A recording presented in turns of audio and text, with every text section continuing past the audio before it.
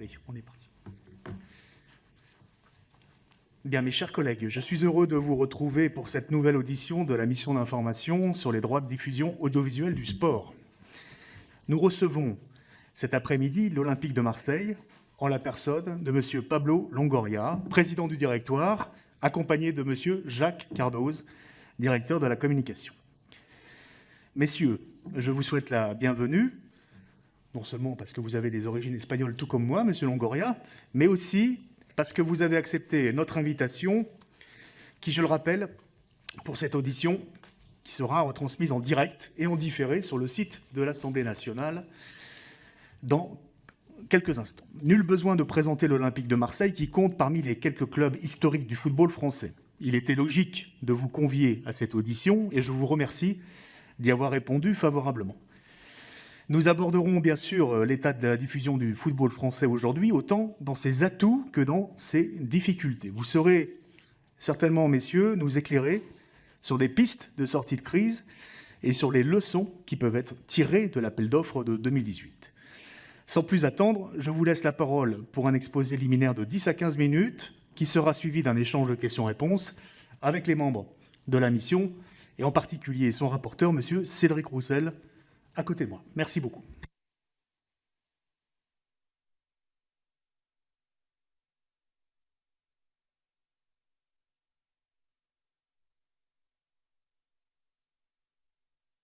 Ici.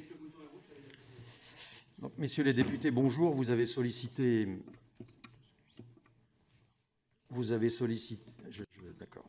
Je me permettrai de faire une petite introduction avant de céder la parole à Pablo Longoria. Messieurs les députés, bonjour. Vous avez sollicité l'Olympique de Marseille et ses représentants afin de répondre à vos questions, à celles que se pose cette mission d'information sur les droits de diffusion audiovisuelle des manifestations sportives. C'est avec grand plaisir que nous répondons à votre invitation aujourd'hui, mais je tenais à vous le dire avec Pablo, avec beaucoup d'humilité et modestie, parce que nous savons que ce dossier a fait l'objet de nombreux témoignages, de nombreux examens et de nombreuses réflexions. Le positionnement de l'Olympique de Marseille est celui d'un club qui n'est, vous l'avez rappelé, monsieur, tout à l'heure, pas tout à fait comme les autres. Nous sommes le club qui, en France, rassemble le plus de monde, je crois, en tribune, avec une moyenne de 53 000 spectateurs à chaque match.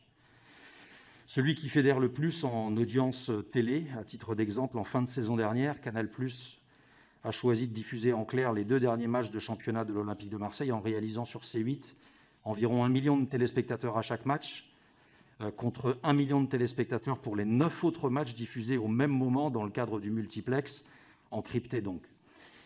Par ailleurs, les diffuseurs, sur une dizaine d'années, on le voit bien, on le sait bien, choisissent très souvent l'Olympique de Marseille pour leur affiche du dimanche soir, qui est a priori la plus regardée. Vous savez aussi qu'il y a un vieillissement de la population dans les tribunes. Marseille est la ville la moins touchée par ce phénomène. Il y a un rapport direct entre la consommation du football et la pratique sportive. Et rendre moins visible ce sport pourrait inciter à moins pratiquer. C'est une tendance nationale, nous dit-on, mais ce n'est pas une tendance à Marseille. En tous les cas, nous, ce n'est pas ce que nous observons. C'est ce que nous essayons aussi de renforcer avec notre programme Next Generation. Pablo y reviendra dans un instant, en essayant d'adopter une stratégie du ruissellement entre le sport professionnel et le sport amateur. L'avis de l'Olympique de Marseille fait l'objet d'un examen permanent de la part d'un certain nombre de journalistes. Là aussi, c'est une spécificité marseillaise. Une vingtaine de journalistes consacrent exclusivement leur travail à notre club tout au long de l'année, et cela nous place face à de grandes responsabilités, vous le savez bien, qui ne sont pas seulement sportives. Voilà, je cède la parole à Pablo Longoria, suite à cette légère introduction. Voilà. Bon. Messieurs les députés, merci beaucoup pour l'invitation. Vraiment, c'est un plaisir pour nous de pouvoir partager le temps de répondre à toutes les questions dans un moment très important pour le football français. Je m'excuse premièrement pour l'expression comme étrangère qui vient ici en cherchant de parler mon meilleur français, mais surtout, je considère, et c'est plus à titre individuel qu'en réflexion en général sur le monde du football, sur le modèle économique, sur le développement de ce que pourrait être l'avenir dans le sport et dans l'industrie important comme le football peut donner comme réflexion. Comme Espagnol qui a vécu en Italie, qui a vécu en Espagne, qui a travaillé dans le monde du football italien et espagnol, toujours j'ai considéré que l'effet de voyager, de connaître des différentes cultures et de mettre à la comparaison des différents modèles de football européen, c'était toujours dans les centres de réflexion dans lesquels on cherche à développer toute l'analyse qu'on peut faire de la situation maintenant du football français. On peut commencer à dire que le football, c'est un sport populaire. C'est le sport avec plus de licenciés en France, c'est le sport plus populaire à niveau mondial, surtout parce qu'il ne faut jamais oublier ce component social qu'a le football dans tous les moments. Le football, c'est un véhicule de cohésion. Depuis que nous sommes arrivés à l'Olympique de Marseille comme dirigeants, nous nous sommes posé toujours la question de faire un retour à les valeurs primaires du football. Tant notre coach comme tous les dirigeants de chercher de faire du football pour nos gens. Pour ça que nous sommes encore plus obligés à l'OM, parce que l'OM, ce n'est pas un club comme les autres, parce que c'est un club avec un component social que c'est très important, spécialement pour les liens visibles qui existent entre la ville de Marseille et l'OM. J'ai toujours une phrase pour remémorer tout ça, que à Marseille, pas tout le monde aime le football, mais tout le monde aime l'OM. C'est un véhicule de connexion sociale entre les différents extracts, que tous les week-ends, on peut regarder tout ça dans tous les événements qu'on fait au stade Orange Vélodrome. C'est aussi le component social de l'OM que c'est important, avec tous les liens avec les différents projets qu'on fait dans le football dans la ville, pour développer la pyramide du football à titre de ville, comme c'est le programme de OM Next Generation, que c'est l'aide au développement de tous les footballs amateurs à Marseille, avec plus de 15 000 licenciés entre tous les différents clubs, et dans lesquels font partie en 20 ans de clubs en ville, et c'est de chercher de toujours développer les sports amateurs à Marseille. Et avec des différents projets qu'on fait autour de notre fondation, avec des différents projets bien vinculés à la vie sociale de la ville, et aussi avec le développement autour du football, avec l'exemple plus clair de FC Castellan dans le quartier nord, qui est un club aussi de notre propriété. Il ne faut pas oublier aussi que nous sommes un modèle économique aussi dans la région, dans la ville. Il faut rappeler toujours le nombre de salariés qu'à l'Olympique de Marseille, tous les types d'emplois qu'on génère à titre direct et indirect, l'importance qu'a tous les développements autour des jours de match. On peut parler qu'autour de 3000 personnes sont convoltes dans une façon directe et indirecte dans l'organisation d'un jour de match, avec tous les développements économiques qu'il y a autour de quel que soit l'événement qui se fait à Marseille autour d'un match de football. Et un match de football, c'est toujours un événement très important à titre économique dans la ville, sans jamais oublier que nous sommes un des contributeurs plus importants dans les taxes dans la région. Tous ces components sociaux de football et de développement de football, de l'industrie de football à titre national, ça peut seulement se réaliser et ça peut seulement se développer avec un modèle pérenne de football. Je crois que nous sommes ici à pouvoir discuter et à pouvoir voir des différentes alternatives pour créer un modèle pérenne du football. En plus, on peut développer tous les concepts des droits de télé, que c'est le motif plus important de ces réunions informatives. Les droits de télé dans le football sont les revenus plus stables qu'on a comme un club de football. Ce sont des questions qui sont très importantes pour développer quel que soit le modèle économique qu'on veut créer autour du football. Et c'est important de croire que la croissance des droits de télé, ça c'est un des éléments plus importants pour pouvoir développer un championnat fort, un ligue fort et une concurrence très importante entre les clubs. Si on veut faire seulement des modèles économiques autour des transferts de joueurs, des plus-values des joueurs, etc., on peut devenir dans la rue de beaucoup de championnats mineurs et on a vu le résultat en Europe, on a vu le résultat de tous les championnats, pour dire des Suédois, Norvégiens, où le niveau des équipes s'est tombé en continuation dans les moments qu'il n'y a pas un modèle économique autour d'une source de revenus stable comme peut-être les droits de télé. Dans ce moment, ce qu'on considère, c'est qu'il y a beaucoup de questions à faire. Il y a beaucoup de questions à développer. Toujours qu'on parle des droits de télé, il y a trois facteurs qui sont fondamentaux. La visibilité et l'attraction du produit. Ici en France, je peux me permettre de faire beaucoup de réflexions pour avoir vécu dans les différents pays. C'est une difficulté dans la visibilité du football. C'est plus difficile d'accéder au football. C'est plus difficile qu'en Italie ou en Espagne d'accéder à tous les produits autour du football dans le territoire français. J'ai mis un exemple que c'est clair. Après les multiplex, de week-end dernier, j'ai cherché de voir tous les highlights de tous les matchs comme un passionné de football. Pour moi, c'était difficile à voir où est-ce que je pouvais voir tous les buts de tous les matchs qui se sont joués le dimanche à 15h. Ça, c'est une question que c'est autour de la visibilité à pouvoir développer ces modèles économiques autour des droits de télé. Aussi l'attraction. La société est en train de changer. Nous sommes dans la société du immédiat. Nous sommes dans la société qu'on a besoin de choses amusantes à faire dans le quotidien. Nous sommes en train de changer.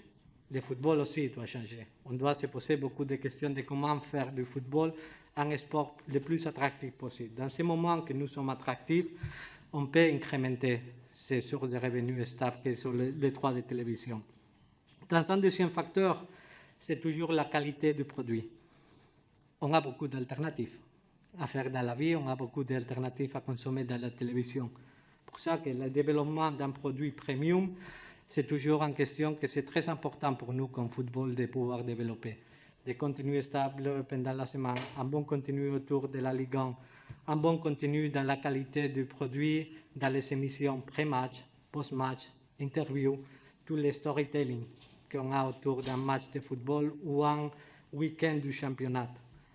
On voit ça dans les sports américains, par exemple, que de fois en fois, on voit des émissions de post-match ou pré-match où les commentateurs ils rentrent dans le terrain virtuellement. En Espagne, avec la technologie du libero, que les propres commentateurs du match se mettent dans le terrain à dire « j'aurais fait ça en fonction de ça joueur, qu'il faut de produire quelque chose d'encore de plus intéressant ». Les consommateurs, ils chercheront toujours d'avoir un produit le plus premium possible, le plus développé possible. Et naturellement, un troisième facteur qu'on doit considérer ici, c'est la concurrence entre les différents offres existants dans le marché, que ça c'est une question importante. Dans les moments qu'on a attractivité et visibilité, on a une qualité du produit dans toutes les émissions qu'on peut faire.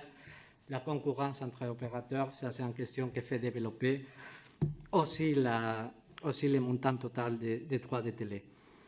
Je voudrais analyser des questions pour orienter les messages, qui sont surtout des réflexions d'un Espagnol qui vient en France et cherche de comment développer dans une façon la plus normale possible les intérêts économiques d'un club mis à l'intérieur d'une ligue.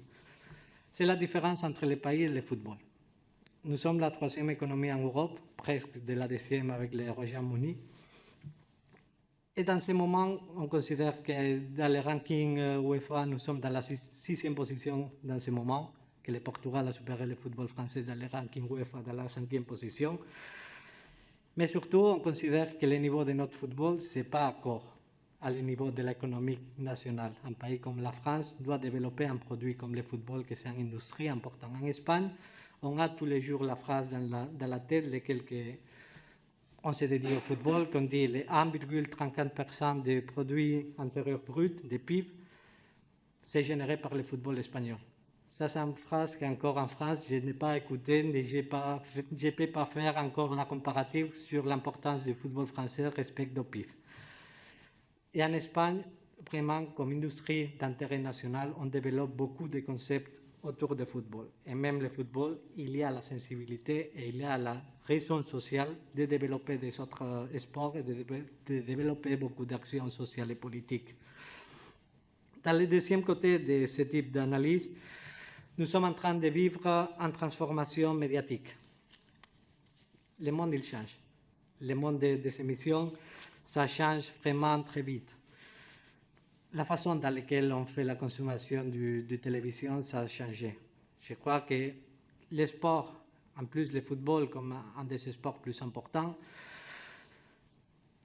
doit s'adapter à ces moments de transformation. Nous sommes passés dans un moment de transformation, dans une télévision traditionnelle, jusqu'à l'apparition de beaucoup de OTT, de télévisions en paiement, d'applications qu'on peut regarder dans tous les dispositifs mobiles et dans toutes les télévisions.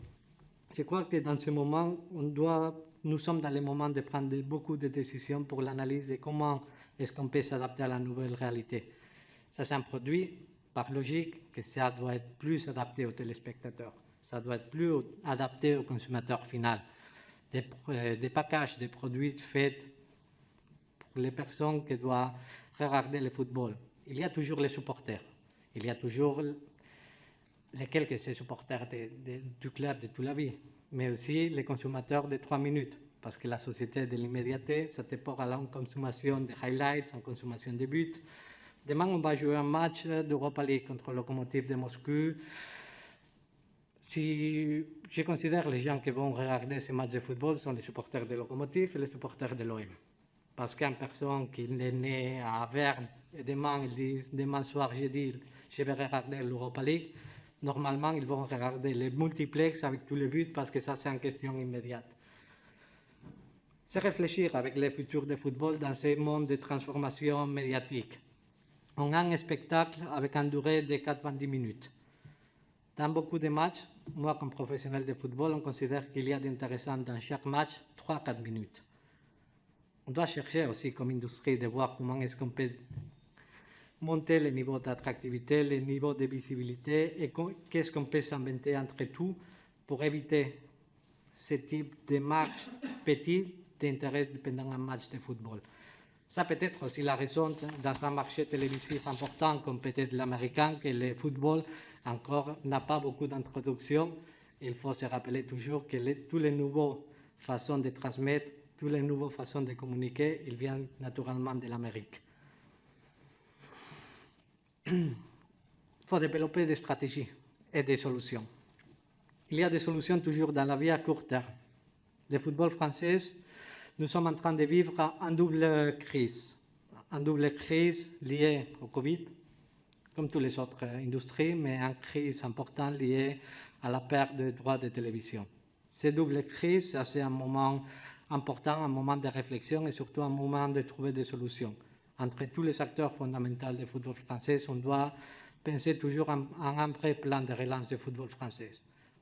À court terme, c'est la stratégie plus importante. Qu'est-ce qu'on peut faire? Qu'est-ce qu'on peut développer? Comment est-ce qu'on peut développer un modèle de football français qui soit intéressant et soit pérenne, sans éviter beaucoup de différences et surtout à rechercher que dans le futur, on peut avoir un des meilleurs championnats dans le monde parce qu'on a tous les éléments pour pouvoir faire tout ça. À long terme, c'est toujours faire plus attractif les championnats.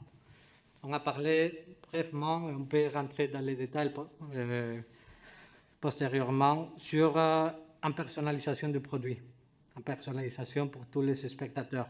Chercher de comment arriver aux spectateurs. Si Disney, avec les différents channels qui sont en Europe, il te rattrape, acheter les films, acheter les séries adaptées à toi, on doit chercher de comment arriver à nos spectateurs. Il y a des changements dans l'industrie, peut-être des changements dans les règles de jeu, des changements pour faire le sport plus attractif, des changements pour donner plus de spectacles. L'industrie du football, c'est toujours conservatif. On doit chercher entre tous de changer de règles. Il y a 13 ans, on a changé la règle de comment commencer les jeux avec la reprise de l'apport. Il y a beaucoup de questions à développer que tous les acteurs nous sommes obligés.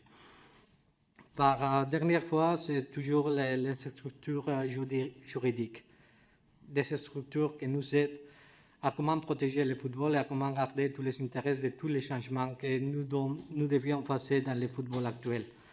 C'est important de tenir une gouvernance forte au niveau de la Ligue, donner de l'espace, avoir une Ligue de football très forte, parce que ça, c'est le véhicule pour faire beaucoup de réformes dans le football actuel. Et surtout, et ça c'est une question à titre individuel que je voudrais développer pour mes origines espagnoles et les changements qui sont passés en Espagne, avoir des règlements de contrôle économique encore plus forts et que ce soit avec des règles fixes et surtout des règles économiques pour tous les clubs qu'on peut développer et qu'en Espagne, c'était lesquels ont changé la réalité du football espagnol pour donner beaucoup plus de contrôle au championnat. Avec tout ce type de stratégies, tout ce type de changements, ce qu'on peut développer, c'est un sport fort, pas seulement le football. Parce qu'on a parlé de la pyramide de football à Marseille, on a parlé de la pyramide de football en général, dans les clubs plus importants, toujours, ils ont un devoir de solidarité. En Espagne, on pense toujours à comment le football peut aider à développer des autres sports. Avec un ligue fort, avec un sport de football fort, on peut développer aussi tous les autres sports et créer un système qu'autour du football, on peut faire une vie sociale plus importante autour des sports, parce que c'est l'obligation de donner des valeurs, parce que les valeurs du sport sont très importantes dans les convivences, dans une société chaque fois plus individuelle, de chercher de donner des valeurs collectives et des valeurs d'éducation à tous nos jeunes.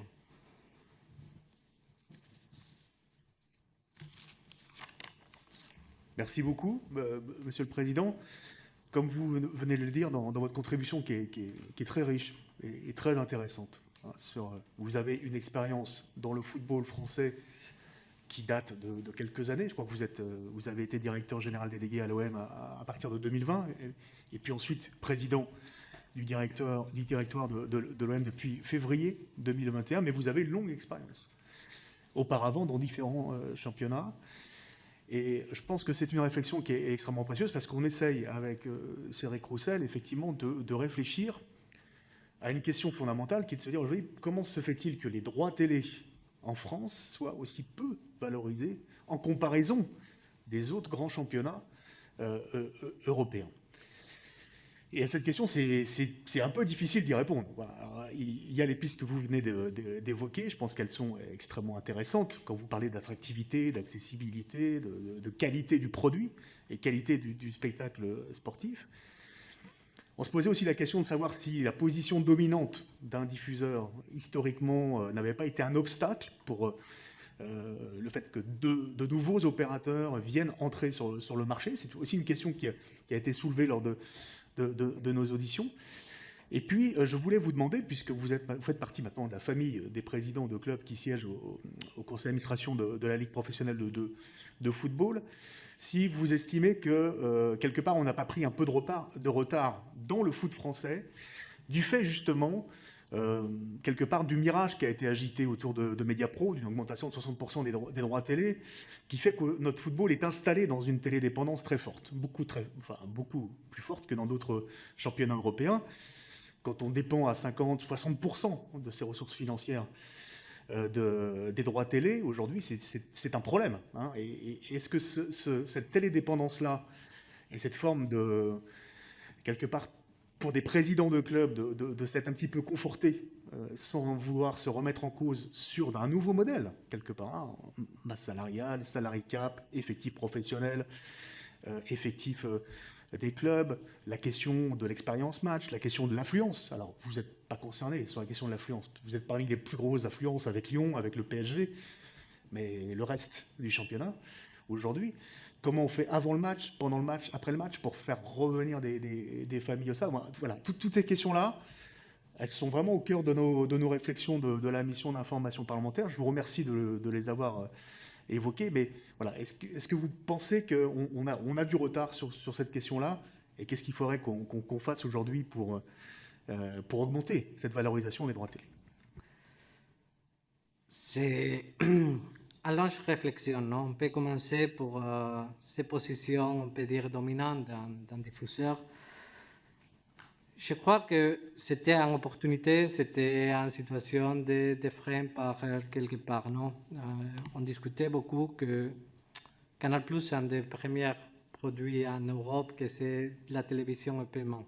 En Espagne, on a pris le relais de Canal+ France quelques années plus tard pour développer les droits de télé. Pour ça qu'on peut considérer que Canal+ était un des pionniers en Europe à pouvoir développer ce type de système de droits de télévision. On considère, et particulièrement je considère surtout qu'il y a une question qui c'est plus liée à la présence dans les territoires. On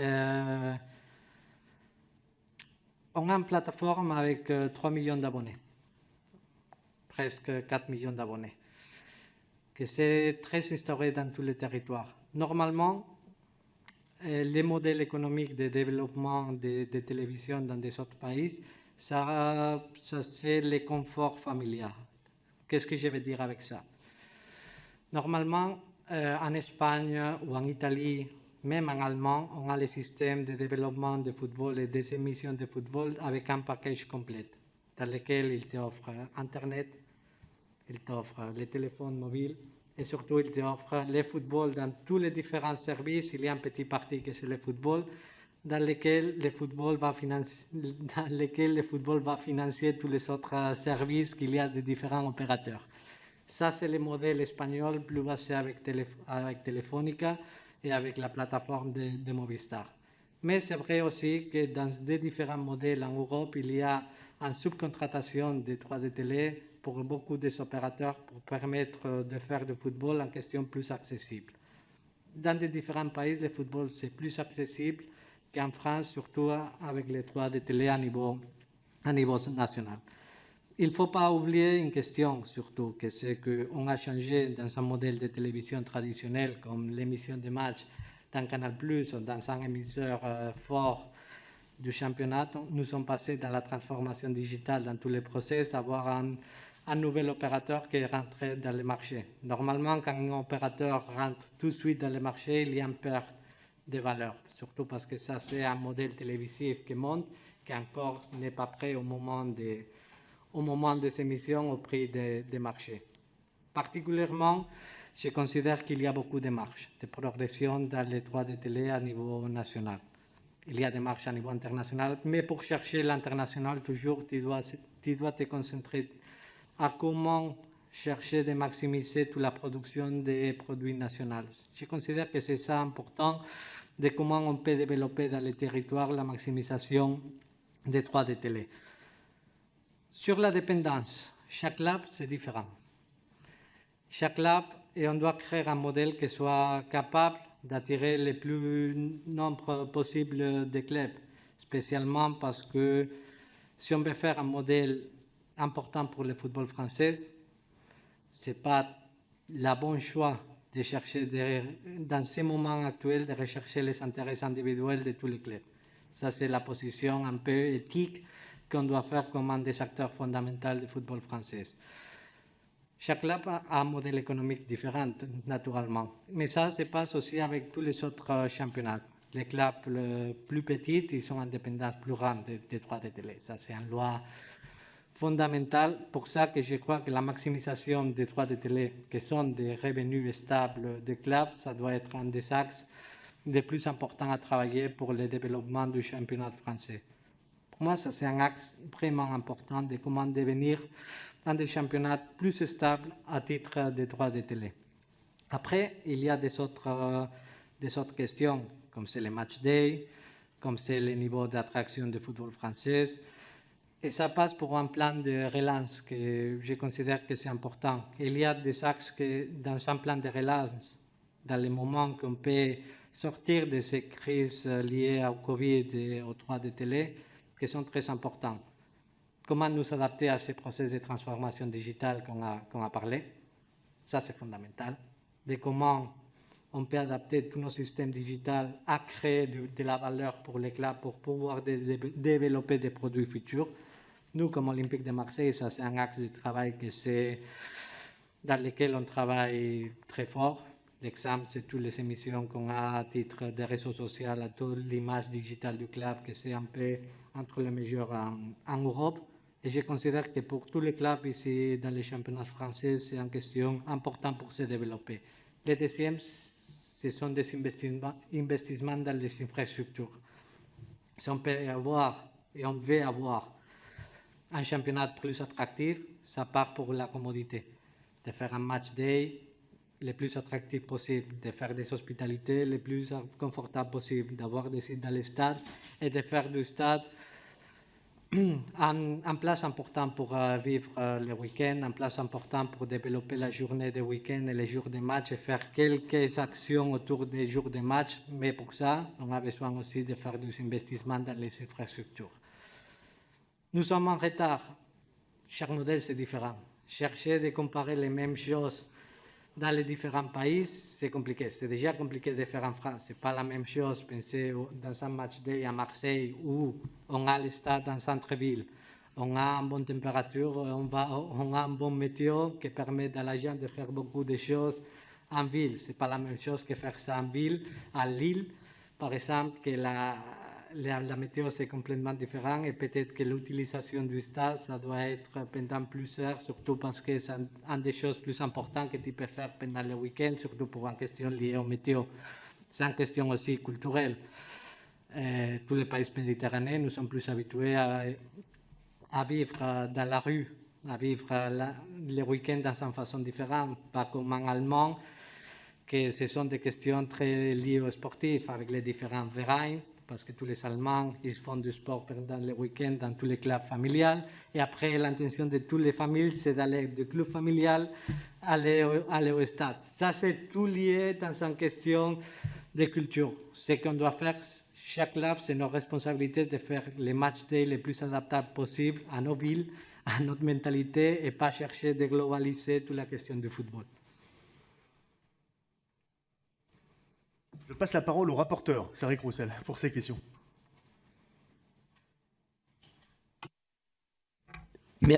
Merci, Président, et bonjour, Président. Bienvenue dans ce lieu symbolique donc, de la représentation nationale.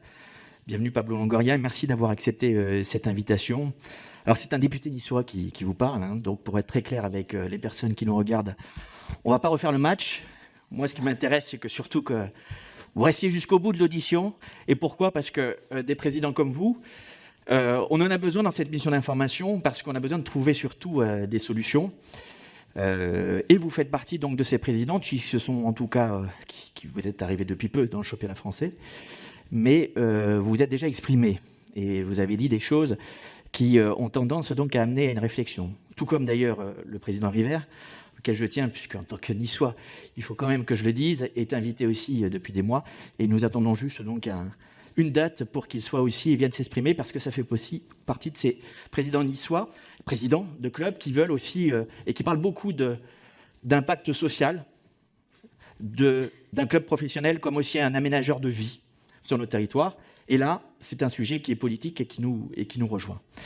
Mais je voudrais revenir dans un premier temps sur ce qui nous concerne, sur cette catastrophe industrielle que nous avons vécue, économique et sociale, voire sociétale, vu l'impact du sport et l'importance du sport dans, je vais dire, les politiques publiques au plus près de nos territoires. On a une chance, c'est d'accueillir un président qui est d'origine espagnole. Vous connaissez bien le championnat espagnol, vous connaissiez bien aussi les diffuseurs espagnols. Moi, j'ai une première question assez spontanée, c'est est-ce que le fiasco Mediapro, en tout cas cette affaire Mediapro comme on l'appelle, est-ce qu'elle vous a surpris ? Est-ce que vous connaissiez déjà Romy Roures et Mediapro ? Est-ce que vous pouvez nous en dire plus ? Et est-ce qu'elle vous a surpris ici ? Je considère que l'affaire de Mediapro, ça doit être intégré dans un moment très particulier, non ? Dans un moment que ça sort de la crise du Covid pendant un moment particulier. Je suis surpris, surtout pour le lien qu'il y avait entre Mediapro et la Ligue en Espagne. La Liga et Mediapro sont vraiment des partenaires pour le développement du football espagnol. Et entre Mediapro et la Ligue, ils ont travaillé beaucoup pour la distribution nationale et internationale des droits de télé. Il faut dire toujours que Mediapro en Espagne, c'était pendant un triennio les détenteurs des droits de télé, mais ils avaient subcontraté à Ben Sport avec une grande différence, que c'était que Ben Sport était intégré dans tous les diffuseurs de télévision en Espagne, soit Orange, Vodafone, Movistar, tous les grands diffuseurs de télévision en Espagne, ils avaient intégré tous les différents paquets de Ben Sport, que c'était le moment dans lequel Mediapro était le propriétaire des droits de télé à niveau national en Espagne. Maintenant, Mediapro est le propriétaire d'un partie de ces droits de télé en Espagne, que c'est la diffusion du football dans les différents bars, que c'est une question intéressante, comme des différents packages que va le championnat espagnol. Et maintenant, c'est surtout un opérateur qui est important dans le développement du niveau de football autour de la visibilité, autour de l'attraction, surtout parce que Mediapro, c'est les producteurs du football espagnol et ce sont lesquels qui cherchent toujours de développer toute la technologie de la transmission sportive autour du football espagnol. Un peu la surprise, c'était, oui, l'échec. Pas comme un spécialiste total dans la diffusion et comme détenteur des droits de télé en Espagne. Mais dans le moment qu'il avait les droits de télé en Espagne, c'est vrai que la présence, avec la subcontratation de beIN Sport, c'était présent dans tous les différents opérateurs en Espagne. Quelle est la différence que vous pouvez faire, maintenant que vous connaissez peut-être davantage donc la commercialisation des droits TV en France, entre justement donc la commercialisation des droits TV en France et celle du championnat espagnol, et qui pourrait expliquer quelque chose qu'on a du mal à expliquer, en tout cas j'ai du mal à comprendre de manière raisonnée, la situation actuelle, à savoir donc des droits TV en Espagne, je crois, qui sont le double aujourd'hui de la valeur des droits TV en France. C'était pour un procès long, non? Dans le football espagnol, il y a un niveau d'union autour de la Ligue dans le moment qu'on a eu toutes les réformes structurelles à niveau économique de la Ligue. Il y a une grande union à l'intérieur de la Ligue en Espagne, sauf toujours Real Madrid et Barcelone, que ça c'est un date évident. Et surtout, ça avait une connexion politique très importante. Dans la vente des droits de télé en Espagne, la Ligue de football professionnel a travaillé avec tous les députés à développer des lois de protection des intérêts nationaux autour du football. Ça, c'est pour la raison pour laquelle la politique s'était très mise, surtout dans les premiers développements du droit de télé en Espagne, quand les droits de télé en Espagne sont explosés autour de 2014, si je ne me trompe pas. Dans ce moment, il y a une union entre le monde du football, la politique, pour développer le football comme une des industries les plus puissantes dans les pays. Dans ce moment, de pourquoi il y a une différence, c'est une différence toujours liée à la visibilité du championnat. Dans les moments d'explosion des droits de télé en Espagne, on peut dire que le niveau de segmentation dans les marchés s'était uni par la présence de Telefónica qui ont acheté tous les paquets de canaux satellites digital, c'était à l'époque. Dans ce moment que Telefónica il s'est pris dans tous les domaines de communication, téléphonie mobile, Internet, et surtout d'avoir le contrôle de la télévision. Dans ce moment, c'est quand les droits de télévision à niveau national sont exploités en Espagne. Il y a une union de différents éléments qui permettent ça, et même le niveau de production du championnat espagnol, que c'était un des niveaux toujours innovatifs et toujours à la recherche. C'est-à-dire que pour nous, en Espagne, le niveau de production et de visibilité de football autour des pré-matchs, interviews, post-match, comment est-ce qu'on vit le quotidien dans le football. Même, on a parlé avant, même en Espagne, on a un vente de droits de télé dans des différents packages. Chaque championnat fait à sa façon. Mais en Espagne, on a la vente, par exemple, du package de VAR, que pour 3 ans, ça donne autour de 500 millions d'euros. Ça veut dire qu'il y a une façon de comment rechercher tout le temps à développer le maximum possible de droits de télé au niveau national. Dans le moment qu'en Espagne sont arrivés dans la maximisation totale des droits de télé à niveau national, que c'est le moment actuel, ils sont recherchés devant tous les internationaux et le vrai développement maintenant du football espagnol, c'était autour des droits d'émission internationales. Merci pour cet éclairage. Nous, politiquement, pour l'instant, on essaie juste de comprendre la situation en tant que député. Vous voyez, c'est notre rôle. Mais en tout cas, c'est normal, c'est le contrôle aussi de l'argent public, puisqu'on a un modèle de financement aussi du sport qui est particulier, une solidarité auquel on tient, une solidarité financière entre le sport professionnel et le sport amateur, qui fait que ça impacte donc les comptes publics. Et on sent notre intervention. En tout cas, nous sommes tout à fait dans notre rôle, comme nous sommes dans notre rôle de proposer effectivement des évolutions législatives.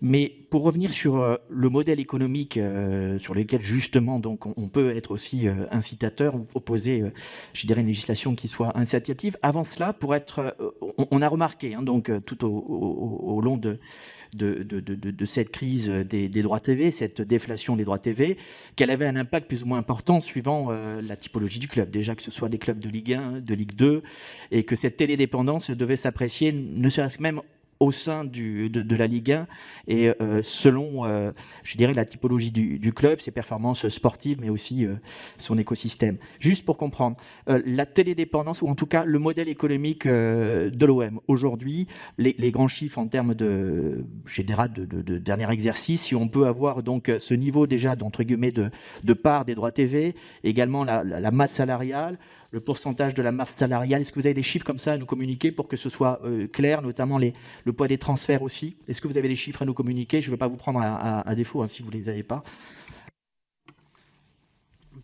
Pour le moment, on peut faire une exercitation à mémoire. Maintenant, entre salaire, amortissement, coût d'agent, charge, avec les charges sociales, on peut être autour d'un entre 70 et 75%. Plus ou moins, ça c'est le coût du travail sportif, inclus l'académie. Dans toutes les sources de revenus, dans ce moment, nous sommes autour d'entre 25 et 30% de dépendance des droits de télé.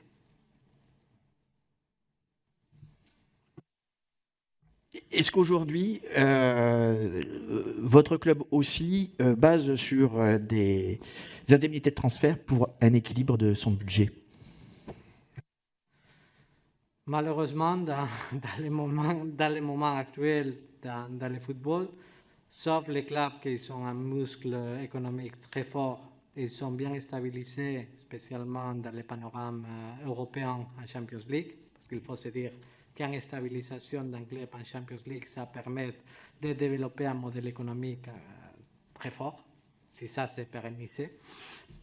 Je crois qu'un des principaux problèmes dans les modèles de beaucoup de clubs en Europe, c'est une totale dépendance sur les montants de plus-value et les montants de transfert dans les ventes des joueurs. C'est pour ça qu'on doit réfléchir entre tous les acteurs du football à chercher des solutions pour créer un modèle plus stable et plus pérenne pour chercher d'éviter les fluctuations liées au marché, liées aux crises, liées même à des questions qu'on ne peut pas contrôler.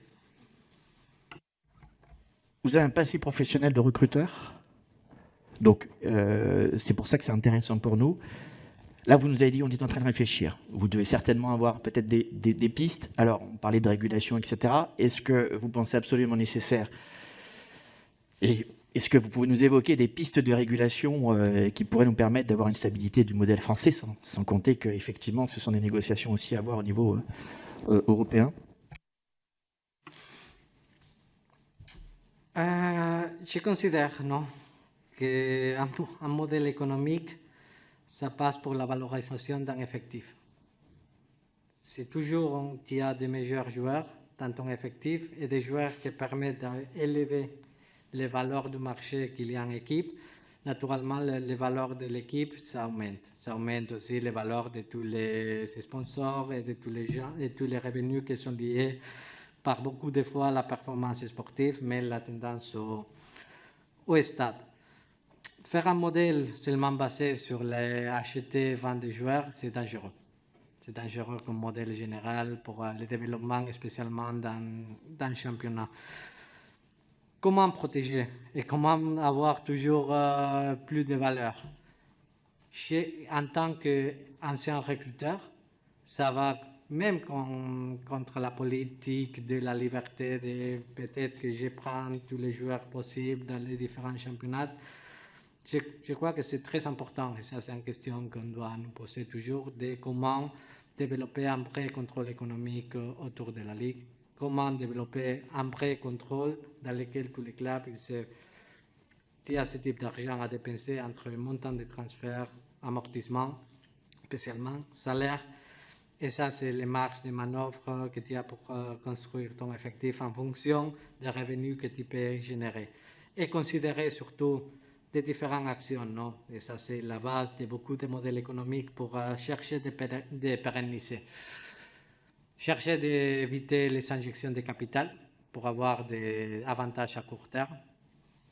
Par exemple, dans des différents championnats en Europe, en injection de capital avec un bon contrôle économique, tu peux déplacer ces inversions de capital en 3 ans ou 5 ans. Si demain je vais injecter 100 millions d'euros sur une équipe, tu auras à disposition 20 millions d'euros par saison. Ça, c'est un modèle qui permet de pérenniser beaucoup. Il y a une deuxième question que c'est toujours lié au montant de transfert ou au montant de plus-value. Chercher d'éviter que tu utilises tous les montants de plus-value de transfert pour chercher de te renforcer. Parce que ça, c'est une stratégie à court terme que ça ne permet pas de pérenniser l'économie du club. Un troisième, peut-être lié aussi aux revenus extraordinaires des compétitions européennes, parce qu'on a parlé que développer un modèle stable de football, ça dans les moments que tu peux faire en compétition comme la Champions League dans une façon stable, ou pour une équipe moyenne, pouvoir faire l'Europa League dans une façon régulière. C'est de chercher d'éviter, tu fais en saison l'Europa League, ou tu fais en saison la Champions League, tu as une injection de capital, tu injectes tout de suite le capital. C'est de chercher de prolonger les revenus extraordinaires du club pendant le temps pour faire des modèles économiques plus pérennes. Est-ce que la répartition des droits TV en France vous semble-t-elle satisfaisante? Et je crois que c'est accord à tous les normatifs européens de différents championnats. Plutôt, je crois que c'est un système plutôt équilibré. Alors, on a parlé et vous avez parlé d'un poste très important qui est la masse salariale. Ça a été le sujet auquel on était plutôt satisfait d'entendre parler, puisqu'il y a quelques années, on a des travaux communs, et moi je suis président aussi du groupe d'études économie du sport, et c'est vrai qu'il y a 3-4 ans au début du mandat, le salary cap était quelque chose qui était gentiment donc contourné, éludé, en tout cas qui n'était pas discuté et débattu comme tel à mon sens. Mais peu importe, tout ça pour dire que ce débat, parce que c'est un principe de réalité économique et nécessité, une mesure, j'ai envie de dire, d'urgence, a été au cœur des débats. Il est vrai qu'on a entendu donc parler de réunions notamment, et que ce soit en interne entre les présidents de club et les joueurs. Dans votre cas précisément, il me semble qu'il y a eu des négociations unilatérales, en tout cas. Mais qu'est-ce qui pourrait, et déjà, qu'est-ce que vous pensez du salary cap, monsieur Longoria? 2, qu'est-ce qui pourrait donc faire en sorte d'aboutir réellement à une concrétisation de ce principe même de salary cap qui existe par ailleurs en France, en tout cas dans une discipline autre qui est le rugby, et qui, pour avoir interrogé, auditionné aussi des clubs professionnels de rugby, étaient tous unanimes sur le fait que ça participait à l'équité sportive, un des principes fondateurs aussi et de valeur du sport, en tout cas de volonté du développement du sport en France. Je suis favorable au contrôle économique et avoir des règles économiques, pas dans les concepts traditionnels du salary cap. Je m'explique. Le concept traditionnel du salary cap, c'est lequel de donner des limites, de limiter les salaires, on peut dire dans le football, dans une question, on peut dire dans un club moyen de Ligue 1, de dire ok, on met les limites à 1 million de net. Je ne suis pas favorable. Je suis favorable à dire, avec les règles de construction en fonction de tes revenus, avec des fonctions de revenus extraordinaires placées dans le temps, on doit destiner entre 60 et 70% de tous tes revenus, inclus en partie extraordinaire, à déplacer dans le temps pour investir dans les salaires, investir dans les amortisations de transferts placées dans le temps, les coûts de scouting, les coûts d'académie. Et on inclut là-bas aussi les charges sociales et les charges liées aux agents. Je crois que ça, c'est un modèle stable, ça, c'est un modèle qui permet de changer beaucoup de choses dans un championnat. Parce que je considère toujours une chose, non? Limiter les salaires des joueurs, c'est limiter la stratégie individuelle des clubs. Parce que peut-être que la stratégie d'un club, c'est de payer un joueur à 5 millions d'euros, multivalence avec beaucoup de salaires encore plus bas sans stratégie, ou faire une réduction du nombre de joueurs dans l'équipe pour te permettre d'avoir des joueurs plus chers, ou faire une stratégie complètement différente, d'avoir beaucoup de joueurs dans un effectif parce que tu veux faire un turnover plus important. Je ne suis pas favorable à limiter en haut les salaires, mais oui, tout le montant général pour faire une économie générale du club plus intéressant. Monsieur le Président, j'étais lundi à l'invitation du président Romeillet à la SSE pour les 90 ans du stade Geoffroy Guichard. Et puis, on a aussi rebaptisé le centre d'entraînement sportif de l'Étrin, Robert Herbin. Bon. C'est dans ma circonscription et j'interrogeais Roland Romeillet sur le nombre qu'il avait de professionnels dans son effectif au club de la SSE. Et il m'a dit 39. Est-ce que vous pourriez nous dire combien aujourd'hui l'OM a de professionnels sous contrat? C'est une question que c'est plutôt compliqué parce que je ne suis pas d'accord, par exemple, avec la comptabilisation des contrats professionnels qu'on fait en France. Spécialement, surtout parce que je ne considère pas les mêmes contrats professionnels. Un de mes joueurs du effectif, on peut dire, de première équipe, qu'un des joueurs de mon centre de formation à lequel j'ai donné un contrat pro. Pour ça que c'est comme je préfère de parler du nombre de joueurs dans l'effectif. Maintenant, on a un nombre de joueurs dans l'effectif de 21 joueurs, plus 3 joueurs qui s'entraînent régulièrement avec l'équipe première qui vient du centre de formation. Je parlais du stade à l'instant, comme ça, et je te repasse la parole, Cédric. Dans le foot professionnel français, aujourd'hui, très peu de clubs ont la propriété de leur enceinte sportive. Il y a Lyon, et puis d'autres clubs qui sont en Ligue 2, comme Auxerre ou des clubs corses. Bon. Aujourd'hui, c'est encore la propriété des collectivités locales. Et ensuite, il y a différentes façons, on va dire, de déléguer au club professionnel, effectivement, l'exploitation de l'enceinte sportive. Ça peut aller très loin. Est-ce qu'aujourd'hui, vous êtes au niveau de votre stade à Marseille? Je sais qu'il y a des discussions, donc je ne veux pas que vous spoliez la fin de l'histoire, évidemment, avec les discussions que vous avez avec notamment le maire de la ville de Marseille. Mais est-ce que vous êtes aujourd'hui satisfait de ce que la convention avec la collectivité vous permet de faire en termes d'exploitation, notamment pour tirer des ressources supplémentaires du stade, ou est-ce que vous souhaiteriez aller plus loin? Est-ce que vous pensez qu'il y a des modèles qui vous paraissent plus vertueux que d'autres de relation avec les collectivités? Ça dépend toujours du moment, non? J'ai toujours dit dans toutes les interventions économiques liées au football que dans un club de football, il y a des actifs qui sont les plus importants dans un compte à la fin de l'année. Non? Un compte sont les valeurs de tes joueurs et sont les mobilisés que tu peux avoir.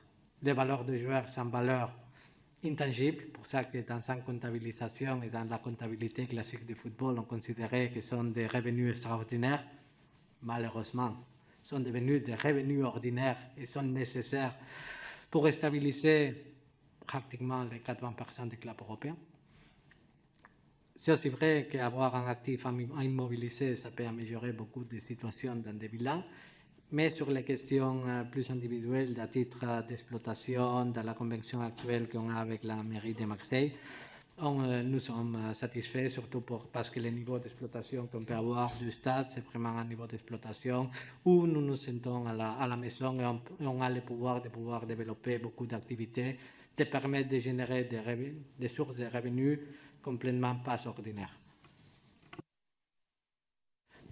Est-ce qu'ils vous ont fait des reports de loyer pendant la période de non-utilisation du stade ou pas, à la mairie de Marseille? Alors, pardon. Est-ce qu'ils vous ont accordé des reports de loyer ou des exonérations de loyer pendant la période d'arrêt du championnat et de non-utilisation du stade? Oui, il y avait naturellement des négociations avec la ville de Marseille, surtout parce que dans un moment où l'exploitation plus importante de l'estade, ce sont les supporters et sont les jours de match, n'avoir pas la disponibilité d'utiliser le stade pendant les vies de match, ça change complètement l'essence et l'essence naturelle du contrat.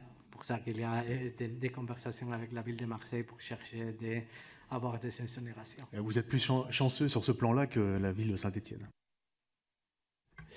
Donc, comme quoi, effectivement, c'est un lieu de projet. Enfin, c'est un projet en commun hein, qui vous pouvez pas faire tout seul. La vie de votre club, vous dépendez d'autres acteurs. D'où une question qui ramène à notre actualité législative. On a discuté, en tout cas, le groupe parlementaire auquel j'appartiens, La République En Marche, a proposé en discussion donc une proposition de loi visant à démocratiser la pratique du sport. Et derrière ça aussi, un point important et un titre important sur j'ai envie de dire, trouver les moyens de conforter le modèle économique, notamment des clubs professionnels. Et de nos discussions, de nos débats, est apparue une mesure qui a été inscrite et qui a été votée par l'Assemblée nationale. Nous attendons impatiemment d'ailleurs, je passe un message à ma collègue sénateur, qu'il veut bien jouer la deuxième mi-temps, ça permettrait de concrétiser et d'aller droit au but pour le coup, et d'avoir une PPL sport et une loi sport qui est attendue et qui soit entérinée. Mais tout ça pour dire qu'il a été rappelé dans cette loi l'option possible et l'encouragement, l'incitation à ce que des clubs professionnels puissent opter pour une structure commerciale particulière en France qui répond à votre commentaire propos liminaire. Vous parliez de Club de l'OM comme un véhicule de connexion sociale, à savoir une société commerciale à intérêt collectif. Donc, qui est une principe, la SIC, ce qu'on appelle plus communément la SIC. Je ne sais pas si vous connaissez, mais en tout cas, c'est une structure commerciale qui permet donc déjà d'inscrire une logique qui soit plutôt moyen-long terme d'investissement de la part des actionnaires. Pourquoi ? Puisqu'il y a une limite dans la redistribution régulière des dividendes. Encore faut-il qu'il y ait des dividendes, mais lorsqu'il y en a, et des bénéfices, donc bien sûr. Mais aussi, ce qui est intéressant, c'est qu'elle permet l'association de tous les acteurs qui interagissent avec les clubs professionnels. Et si on prend l'exemple du foot, je parlais bien sûr des actionnaires, des salariés, aussi des collectivités, des acteurs privés, des partenaires, aussi les supporters. Ça, ce sont des possibilités ouvertes. Est-ce que vous êtes ouvert à ce genre de structure? Qu'est-ce que ça éveille en vous, ce genre de mesures? On a parlé de la pyramide sociale liée au football. Je crois que le football, il a des responsabilités sociales face aux autres sports. Ça, c'est une normalité en Espagne, pas seulement lié avec une société commerciale, mais dans les moments qu'entre tous les acteurs à niveau national, on développe un produit fort et une industrie série, et une industrie à titre national qui soit important, et on peut être content de vendre même à l'extérieur avec des investisseurs, avec des nouveaux acteurs qui rentrent dans les marchés, etc. Il y a une responsabilité aussi face aux autres sports. En Espagne, nous sommes habitués, par exemple, à qu'une partie de tous les revenus commerciaux qui viennent à la Ligue soit distribuée entre les sports minoritaires. Ça, c'est une question qui s'est habituée en Espagne dans le moment qu'il y a l'explosion des droits de télé. Dans ce moment, c'est intéressant de protéger la commercialisation et chercher de maximiser la commercialisation avec la possibilité de vendre peut-être en partie de ce type de sociétés commerciales dans le futur. Pourquoi pas? C'est toujours intéressant de voir comment développer la maximalisation toujours de toutes les choses qu'on peut développer au niveau de la Ligue. S'il y a une structure juridique qui permette d'avoir de la solidarité, mais avoir la possibilité de faire entrer aussi des investisseurs intéressés pour les produits, pourquoi pas, surtout dans un moment logique, dans un moment de réflexion et surtout dans comprendre le moment, mais toujours avec une question importante que c'est avec une forte gouvernance par partie de la Ligue et éviter qu'un investisseur peut obliger une organisation comme un championnat de football professionnel à des règles complètement différentes. J'ai mis un exemple. Dans les moments qu'on a une société commerciale, et c'est complètement un des différentes pistes pour lesquelles il se crée une société commerciale, c'est de vendre en partie dans un fonds d'investissement. Pour faire ça, il faut toujours avoir en considération que la Ligue il doit avoir une gouvernance forte pour établir des règles. Parce qu'une société commerciale peut dire, OK, bon, on arrête, on délocalise les matchs, on cherche des joueurs de matchs dans des différentes villes. Il faut toujours avoir une gouvernance et ne pas laisser tout l'espace possible à des investisseurs qui peuvent changer les structures et les règles de jeu.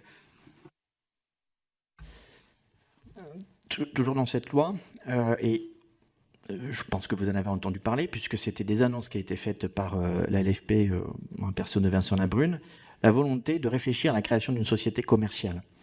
Donc on y a mis un bémol. J'ai introduit, dans le cadre de cette proposition de loi, j'aurais dire une réflexion sur, parce que c'est un produit, le sport est un bien commun, mais un bien commercial très particulier, d'y apporter un encadrement et de créer, c'est assez inédit, mais bon, grâce au sport on le fait, une société commerciale encadrée. Vous voyez, c'est le en même temps capitalisme, en même temps très aussi réglementé. Pourquoi ? Parce qu'encore une fois, le sport est un bien particulier. Déjà, le principe même est ce projet de création de société commerciale qui a été exprimé par la LFP pour l'exploitation des droits audiovisuels.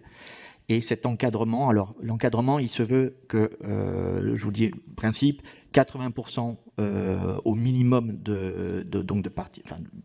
d'actionnariat, on va dire, de la part de la LFP, de manière à ce qu'il y ait une ouverture à des fonds, parlons concrètement, qui soit limitée à 20%, et bien sûr une relation tripartite en France qui est très importante, qui soit absolument ancrée, je dirais, statutaire, à savoir donc une concertation entre le ministre des Sports, la Fédération et la Ligue, pour que ce projet soit un projet réellement partagé et dans lequel toutes les parties sont convaincues de son intérêt. Mais vous, pour cette exploitation des droits TV, quel est votre avis ?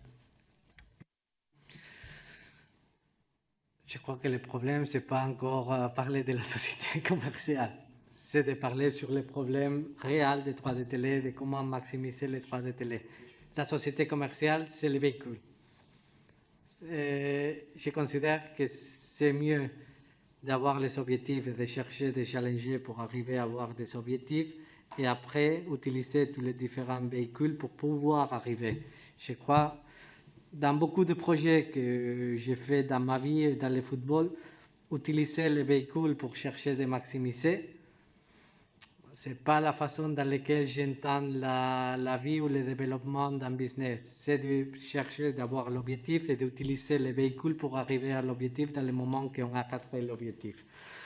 Je crois que le problème, ce n'est pas qu'on n'a pas le niveau de droit de télé à niveau national parce qu'on n'a pas la société commerciale encore. On doit chercher comment maximiser, comment utiliser la société commerciale encore pour maximiser de plus et peut-être pour chercher d'avoir une internationalisation majeure et surtout d'utiliser la société commerciale, pas seulement pour les droits de télé, mais lié à beaucoup de droits commerciaux qu'on peut développer dans le futur, dans les moments qu'il y a un développement du championnat. Ça c'est un peu la vision que je peux avoir, en considérant que l'effet d'avoir une société commerciale, ça ouvre beaucoup de portes, mais je considère ça le véhicule, mais pas l'élément fondamental pour développer avant toute la stratégie globale des droits de télé. Alors, on parle beaucoup de contrôle, et vous-même, vous parliez beaucoup de contrôle. Question claire, que pensez-vous de l'organe DNCG en France ? Et est-ce que vous pouvez nous parler de l'organisation en Espagne ? Il me semble qu'il y a un Conseil supérieur du sport qui existe. Est-ce que vous pouvez nous en toucher 2 mots aussi pour éclairer cette mission ? Sur la DNCG, sur la DNCG, je peux dire que tout l'organisme de contrôle, j'ai parlé beaucoup de contrôle, est bienvenu et vraiment j'apprécie beaucoup les contrôles et qu'on peut avoir des règles justes et propres pour tous les différents clubs. C'est que toujours, et dans toutes les conversations que j'ai eues avec la DNCG, c'était de développer un système amélioré, un système que tous les clubs ont la même règle de jeu. Et bien sûr que c'est un système lequel que je pourrais avoir comme recommandation avec toute l'humilité possible. C'est un système basé à l'espagnol parce que vraiment le système de contrôle économique dans la Ligue a changé beaucoup tous les panorames de football espagnol et surtout a cherché d'éviter les défauts de beaucoup de clubs en Espagne, avoir plus de contrôle et avoir surtout un mécanisme dans tous les clubs, il connaît toutes les règles et tu connais la règle de jeu de tes compétiteurs. Ça, c'est important aussi. En Espagne, ça c'est à mesure que dans une période de crise, comme les derniers marchés, c'était compliqué, mais c'est vraiment tellement intériorisé dans le panorama du football espagnol que tous les clubs ont beaucoup de respect pour le contrôle financier de la Liga. Ça, c'est un mécanisme que ça dépend de la Liga, ça dépend propre de la Liga, dans lequel, au commence de ta saison, tu as la chiffre que tu peux dépenser pour la construction de ton effectif en fonction de toute la source de revenus et toute la capacité de dette qu'a le club. Ça, c'est une question que c'est important et ça, c'est une mesure que tous les clubs ils connaissent la règle de jeu et c'est la même pour tous les clubs et c'est le même ratio pour tous les clubs. C'est vraiment le système le plus complet que je considère en Europe. Aucun championnat. Peut-être que les championnats anglais commencent à développer un peu ce type de concept, mais c'est l'unique championnat en Europe. Et ça a fait la révolution dans le football espagnol et je considère que ça, c'est une des mesures pour lesquelles le championnat espagnol est devenu crédible. Alors, c'est pour ça que on profite de votre expérience en Espagne. Bon, on fera non pas une tournée mondiale, mais dans le cadre de cette mission, mais on fera aussi, et on tient à ce que aller voir sur place aussi les championnats, notamment espagnol, anglais, italien et allemand, dans le cadre de cette mission. Juste avant de passer après la parole à mon collègue Julien Ravier, mon collègue marseillais Julien Ravier, je voudrais vous interroger sur un phénomène, une particularité aussi peut-être franco-française que vous avez peut-être dû voir. Il y a peu d'investisseurs français qui investissent dans les clubs français. Donc ma première question, elle concerne votre actionnaire, en fait, principal, donc Franck McCourt. C'est quelles sont les raisons de l'investissement par Franck McCourt dans un club professionnel français? Et deux, est-ce que ce phénomène-là vous a surpris? Est-ce que cette particularité-là est une particularité française? Est-ce qu'en Espagne, je vous ramène toujours à l'Espagne, à vos origines, je suis désolé, je ne le prenais pas mal, mais c'est un moyen de comparaison pour nous. Mais c'est un compliment, bien sûr. Mais est-ce que ça fonctionne différemment? Est-ce que c'est le cas aussi en Espagne? Est-ce qu'il y a des mesures incitatives, législatives qui existent en Espagne, parce que vous parliez beaucoup des députés qui avaient travaillé main dans la main, j'ai envie de dire, avec le monde sportif. Est-ce que vous avez des choses à nous apprendre? Je lis trois questions que je n'ai pas répondu au Consejo Superior de Deportes. Maintenant, en Espagne, il y a trois éléments fondamentaux dans l'organigramme juridique du football espagnol. Un, c'est la Fédération de football. L'autre, c'est la Ligue. Le troisième, c'est le monde de la politique autour du Consejo Superior de Deportes. Quand il y a des décisions, normalement, ce sont des décisions autour d'une table entre le Consejo Superior de Deportes, la Ligue et la Fédération.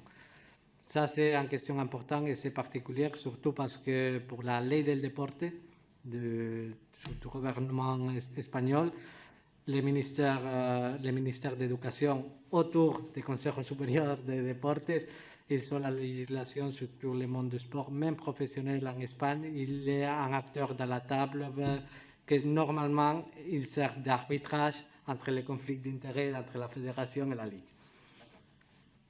Ça, c'est dans ces encadrements, on peut parler des investisseurs. Je crois que le phénomène en Europe, même dans l'Angleterre, c'est lequel d'avoir un sport chaque fois plus global avec des investisseurs qui sont des investisseurs globaux. Je commence à penser sur les derniers clubs qui ont été rachetés en Europe dans des compétitions professionnelles. Je me rappelle la Rome, c'était compris pour un Américain, Friedkin, Parma pour un Américain, Spezia pour un Américain en Italie. En Espagne, il n'y a pas eu de vente de club, mais c'était surtout un intérêt des fonds d'investissement pour entrer dans la propriété de quelques clubs. Ça, c'est un phénomène un peu s'est passé dans les rentrées des fonds d'investissement dans les différents clubs. Mais je considère ça pas seulement un problème qu'on peut dire il existe en France, c'est l'achat et vente de clubs en Europe, spécialement dans les top 5 du championnat. Je ne parle pas de l'allemand pour le système particulier de propriété des clubs allemands.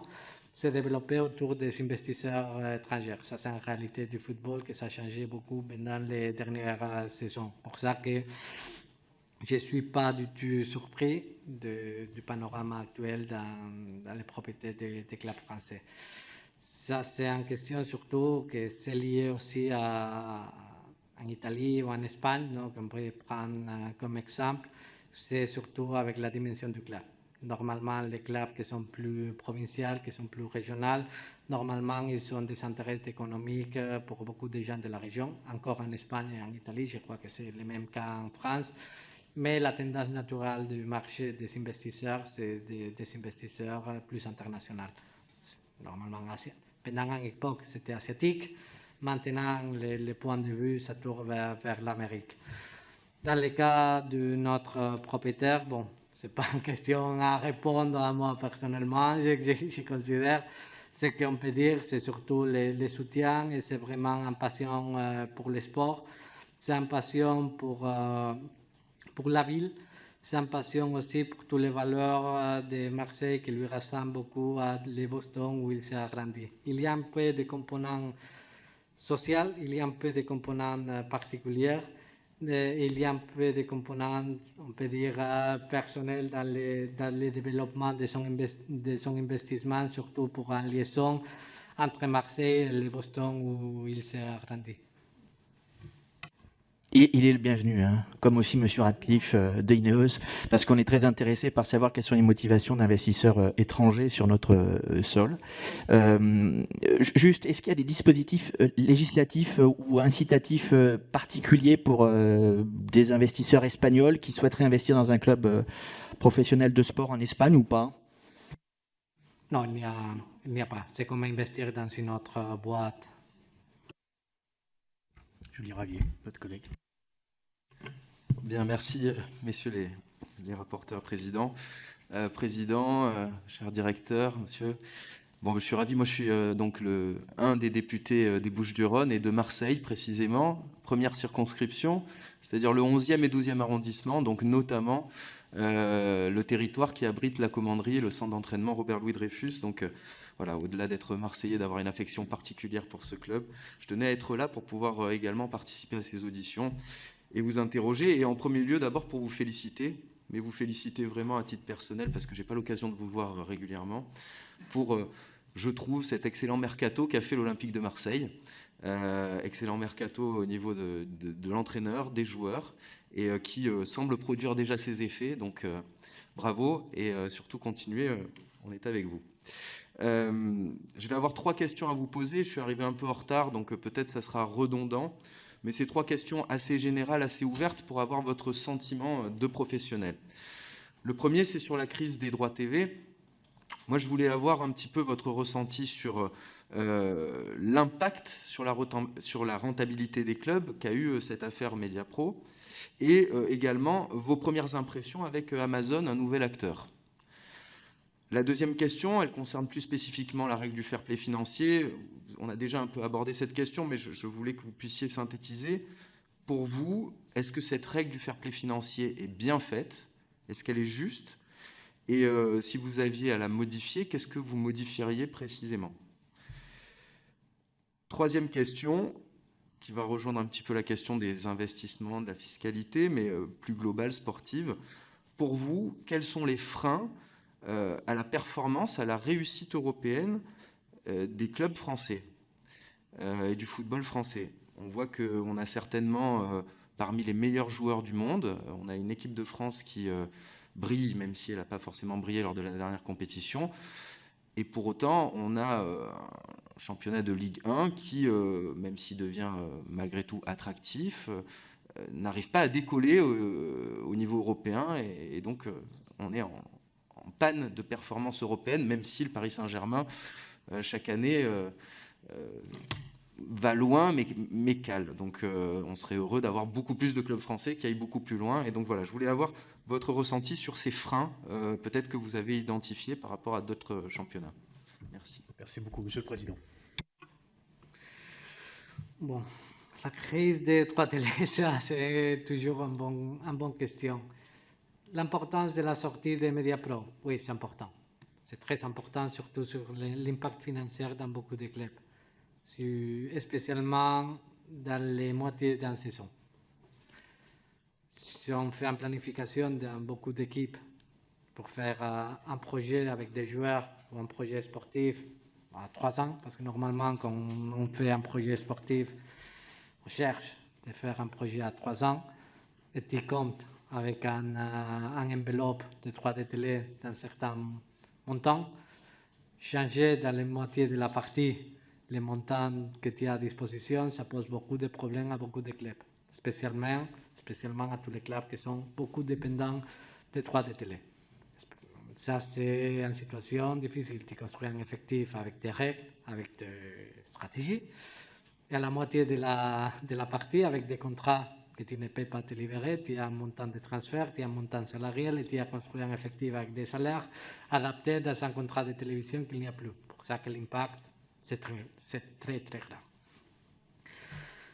Mon premier ressenti avec Amazon, bon, c'est toujours de donner la bienvenue, surtout parce que dans les moments qu'il y a une situation difficile, et une situation liée à la sortie d'un opérateur dans la télévision, tout le monde qui rentre dans un marché, c'est de bienveillance.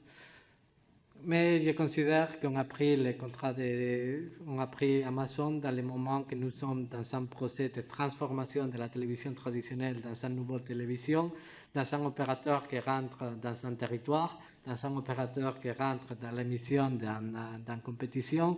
Et ça, par contre, le fait d'avoir un opérateur qui rentre tout nouvel dans un marché et avoir une situation de transformation, ça permet de dire que ça abaisse le montant total de 3D télé. Et avec en considération que surtout dans la rentrée fait à la fin de la saison, et pour recommencer la saison dans les mois d'août, naturellement, on voit encore comment Amazon, il y a de nouveaux commentateurs. C'est une question qui est en train de se développer. Je souhaite que la qualité du produit, ça va être le plus haute possible parce qu'on a parlé qu'un des facteurs importants pour faire monter l'attractivité et surtout les valeurs de 3D télé, spécialement au niveau national et international, c'est la qualité, c'est de faire un produit premium. Si on va dans la direction de faire un produit premium avec des contenus de qualité, des pré-match, post-match, interviews de qualité, ça sera un peu la direction qu'on sera tout le monde content qu'on prend. Sur la question fair play financière, c'est une question importante, une question d'actualité. Je suis favorable à un contrôle économique basé dans la Ligue.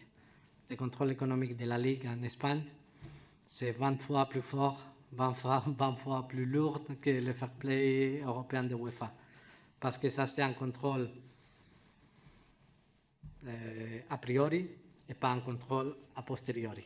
Je suis plus d'accord à faire un contrôle de football avant d'avoir des situations et puis après d'avoir fait toutes les situations. Faire un contrôle avant de commettre les fautes, c'est toujours la prévention et je suis toujours à faveur de la prévention dans le football et dans les contrôles économiques. Ça, c'est la question que pour moi, c'est important et c'est la grande différence de ce que je pourrais avoir dans la tête comme contrôle économique face à la situation de gestion actuelle dans UEFA. C'est à fait qu'aucun club espagnol a été sanctionné par le fair play de UEFA, surtout parce que les restrictions en Espagne sont beaucoup plus fortes que les restrictions à niveau européen. Sur la réussite européenne, il y a beaucoup de questions toujours sur pourquoi les équipes sont plus performantes, moins performantes, peut-être pour un choix, peut-être pour un grand turnover dans beaucoup des équipes, mais je crois que c'est plus pour un modèle économique, non? Et on a vécu ça et ça c'est une sorte de réflexion pour tout le monde dans le football de pourquoi on a perdu beaucoup des acteurs fondamentaux dans les marchés européens. J'ai dit, pourquoi est-ce qu'on a perdu les équipes serves, pourquoi est-ce qu'on a perdu les équipes croates, pourquoi même si hier John Boyce il a gagné Manchester United, pourquoi les équipes suisses, on ne regarde plus les Basel qui arrivaient en quart de finale de Champions League. C'est toujours pour la dépendance de la vente des joueurs quand ils sont très jeunes. Les modèles économiques de beaucoup de clubs en Europe, et ça, malheureusement, on rentre dans beaucoup de situations dans ces moments dans les championnats français, c'est la vente de beaucoup de joueurs quand ils sont très jeunes. Tu développes un produit avec la formation française qu'on peut... J'ai parlé dans le passé sur des différentes questions que je suis favorable, pas favorable, en train de faire des polémiques ou des réflexions. Mais on a une formation que ça donne beaucoup de joueurs qui sont de valeur. Il y a beaucoup de modèles économiques et ça c'est une question qu'on doit chercher d'éviter avec un mouvement de football encore plus fort, de chercher à développer le plus vite possible des joueurs pour avoir un niveau d'attractivité plus grand, parce que si tu es un joueur de 17 ans, 18 ans, 19 ans qui joue d'une façon régulière dans ton effectif, il y a une attractivité pour chercher de vendre des joueurs aux meilleures équipes possibles. Normalement, ce type d'équipe ici en France, pour une question de proximité, une question de tradition, c'est le marché anglais. On a beaucoup de problèmes liés à chercher de dépendre des ventes de joueurs pour faire le bilan. On a la dépendance à vendre beaucoup de joueurs s'ils sont jeunes, encore mieux, comme ils ont fait dans le passé, les équipes de la Serbie, les équipes de la Suisse, les équipes des championnats en Belgique. Si on prend l'exemple des Bruges, ils ont joué les 4 dernières Champions League. Ils ont gagné les 3 derniers championnats belges. C'est parce que Bruges il est beaucoup plus fort que les autres? Non. Je crois que c'est plus lié à que si tu es dans une façon stable en Champions League, tu as plus de muscles économiques. On a vu la disparition d'Anderlecht dans le panorama européen. Et ça a la coïncidence, dans la meilleure génération de joueurs d'Anderlecht, ils ont été compétitifs, ils ont vendu tous les joueurs et ils ont disparu. C'est tout lié à quand est-ce que tu vends ton talent et quand tu vends tes meilleurs actifs comme championnat. Et la raison que c'est important aussi à réfléchir, c'est qu'on dépend beaucoup de la vente extérieure, parce qu'on veut vendre beaucoup de joueurs à l'extérieur pour maximiser les prix. Et il n'y a pas un vrai marché interne ici en France développé quand il y a dans des autres pays comme peut-être l'Italie ou l'Angleterre qui sont bien connus pour avoir un marché interne très fort. Il y a beaucoup de questions qui sont liées, mais surtout c'est la vente quand plus vite possible du talent pour chercher de faire en comptabilité la meilleure possible pour les clubs et éviter de perdre. Monsieur le rapporteur. Je croyais que vous vouliez poser une question, Monsieur le Président. Alors, non. Je prendrai les dernières. Oui. Ah voilà. Bon, moi, c'était juste une petite question pour faire le lien avec une audition très importante demain. Votre compatriote, donc Romero Rest, sera là. Tout simplement, est-ce que vous avez un message à lui passer ou une question à lui poser? Non, surtout les messages importants, c'est qu'on doit considérer le football comme un véhicule important, pas seulement dans la vie sociale de chacun de nos villes, c'est un véhicule important au niveau national, parce que c'est un véhicule social, c'est un véhicule qu'on peut transmettre beaucoup de valeurs, et c'est un véhicule qu'on doit, entre tous nous, chercher vraiment de protéger, parce que ça, c'est une industrie qu'il y a beaucoup d'éléments. Il y a beaucoup d'éléments ici en France pour pouvoir développer vraiment un championnat fort. C'est un très bon pays, c'est une très bonne économie, il y a beaucoup de talents, c'est un pays formateur. Tous les championnats en Europe sont pleins de vrais talents français. On a des clubs attirants, on a des clubs qui ont de l'attractivité. Nous, on met en moyenne de 50 000 personnes dans un stade. Ça veut dire que l'intérêt pour le football, ça existe. Entre tous nous, on doit chercher de donner des idées.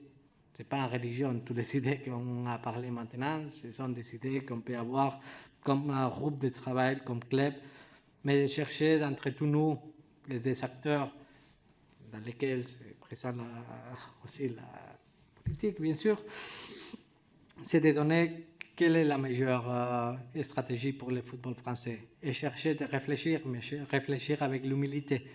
L'humilité de chercher des solutions, toujours de chercher de comment on peut développer les championnats parce qu'il y a beaucoup d'ingrédients et beaucoup d'éléments pour pouvoir développer.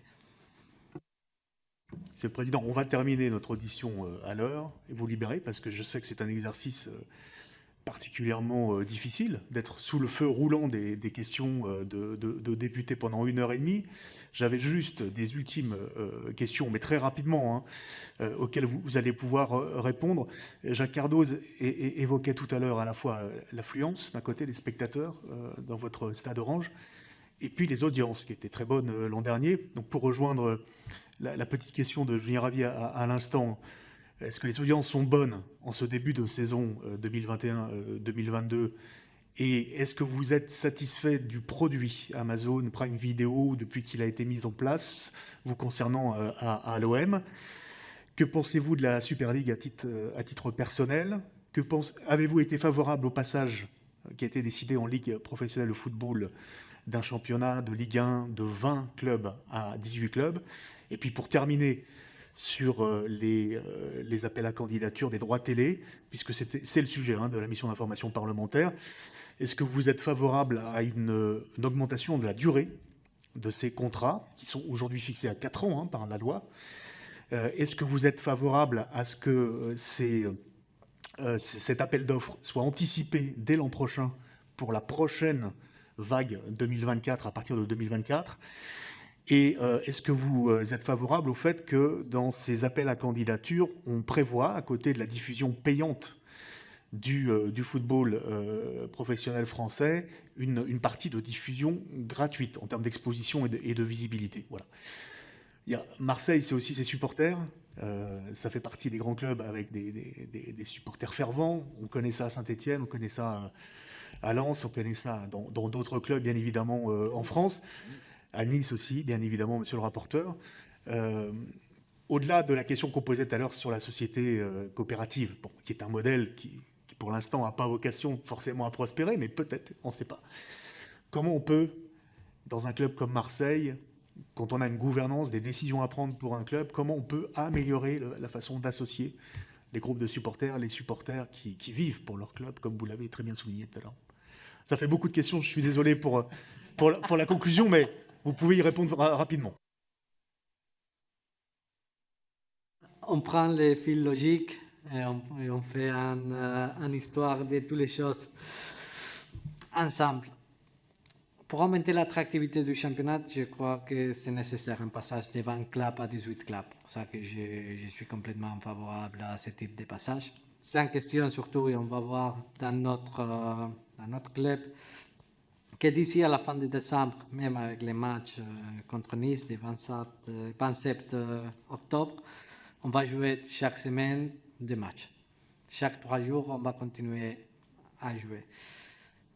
Si on veut augmenter le niveau de spectacle, si on veut réduire les coûts de travail, spécialement avec des réductions des joueurs dans l'effectif, c'est la direction de diminuer le nombre de matchs pendant une saison. Spécialement maintenant qu'on a augmenté le nombre de trêves internationales, et on a augmenté dans chaque trêve internationale le nombre de matchs à jouer. Pour ça que je crois que nous sommes en train d'exploiter trop de le football. Dans le moment actuel, c'est un moment de football, c'est pas possible. Jouer un nombre de matchs haut comme ça, et ça va être un problème aussi. Pour nous, c'est un défi de comment arriver à vivre et comment arriver sans beaucoup de blessures d'ici, par exemple, à janvier. Sur le thème d'audience, sur le thème d'exposition, nous sommes très contents avec les termes d'attractivité qu'on a autour de l'équipe maintenant. Je crois que l'assistance au stade, c'est extraordinaire. En termes d'audience de télévision, on n'a pas encore les dates. Comment j'ai vécu les procès d'Amazon?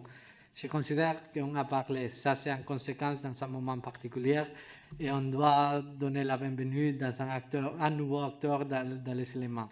Avoir de la concurrence, c'est toujours positif pour développer. Peut-être toujours et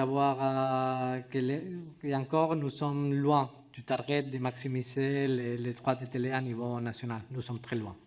Ça, c'est la réflexion qu'on doit nous poser tout le monde. Nous sommes loin d'arriver à un niveau de droits de télé, spécialement à niveau national, qui soit important pour le football français.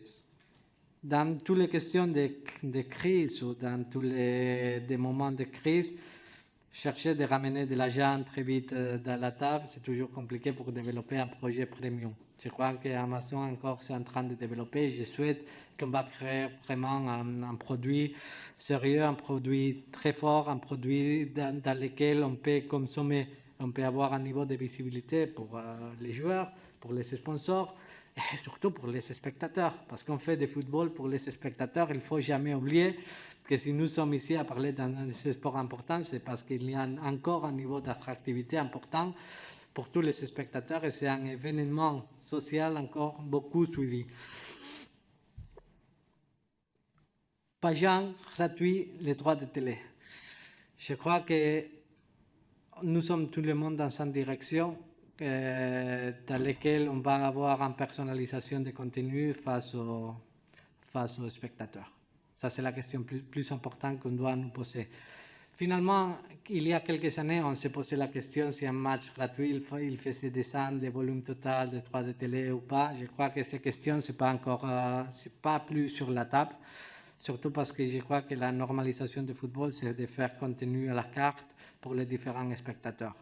Je crois, et j'imagine, je suis sûr que dans les prochains tenders qu'il va y avoir en Espagne, parce qu'en Espagne, le cycle 2020 va commencer en 2022 encore, il n'a pas l'appel d'offres.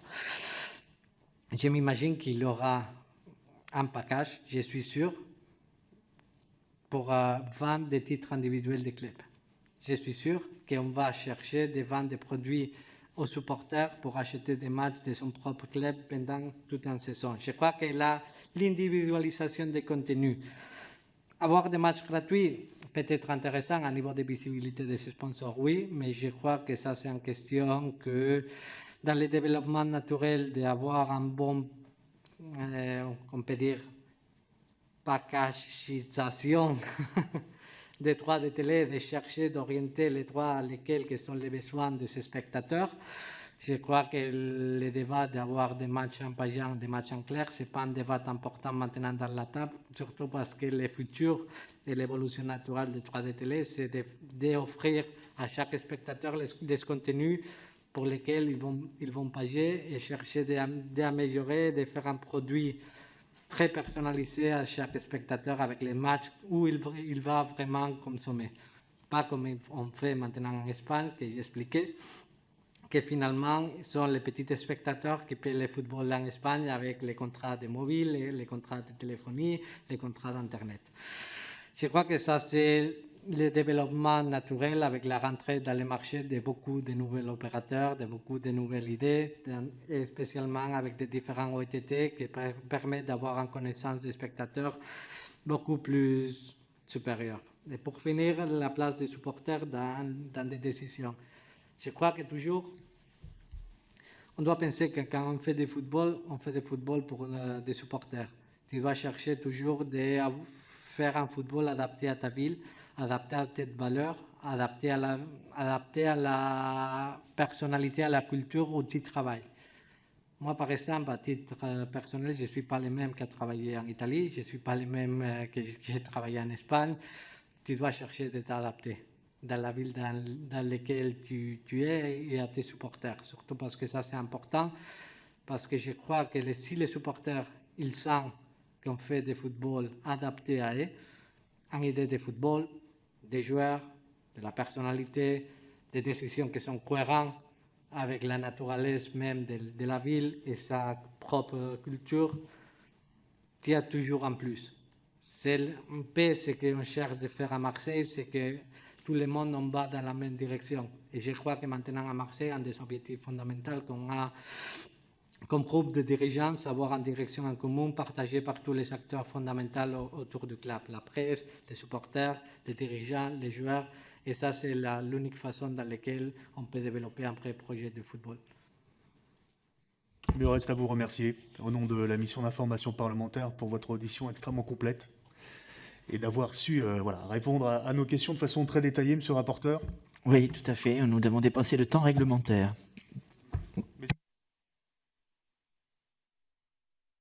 Merci à vous.